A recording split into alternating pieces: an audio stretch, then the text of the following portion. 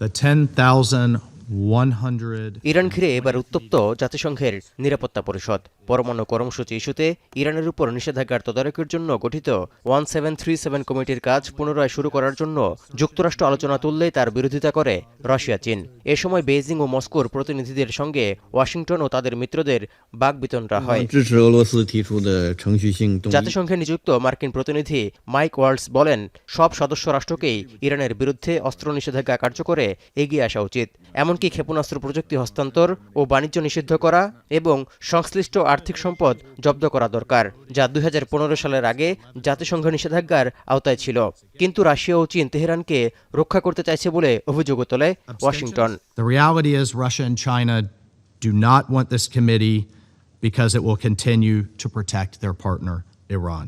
In light of that, the United States will continue to work to ensure Iran can no longer hold the world hostage with its missile, drone, and certainly not a nuclear program. Of a 1737 committee. এই অবস্থায় Tehran মিত্র চীন রাশিয়াও পাল্টা অভিযোগ তোলে, জানায় আন্তর্জাতিক পারমাণবিক শক্তি সংস্থার কাছে কোনো প্রমাণ না থাকা সত্ত্বেও ইরানের পারমাণবিক অস্ত্র তৈরির পরিকল্পনা নিয়ে আতঙ্ক ছড়ানোর চেষ্টা চলছে।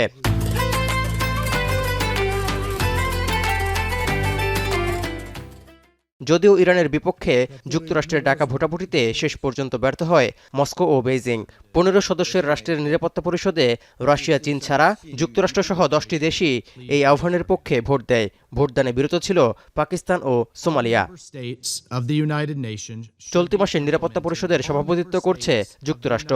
তাই ইরানে যুক্তরাষ্ট্র ইসরায়েলের যৌথ যুদ্ধের মধ্যেই পারমাণবিক ইস্যুতে নিষেধাজ্ঞা তদারকি শুরুর তৎপরতা চালিয়ে আসছে ওয়াশিংটন। তৌহিদুর রহমান, এখন বিশ্ব।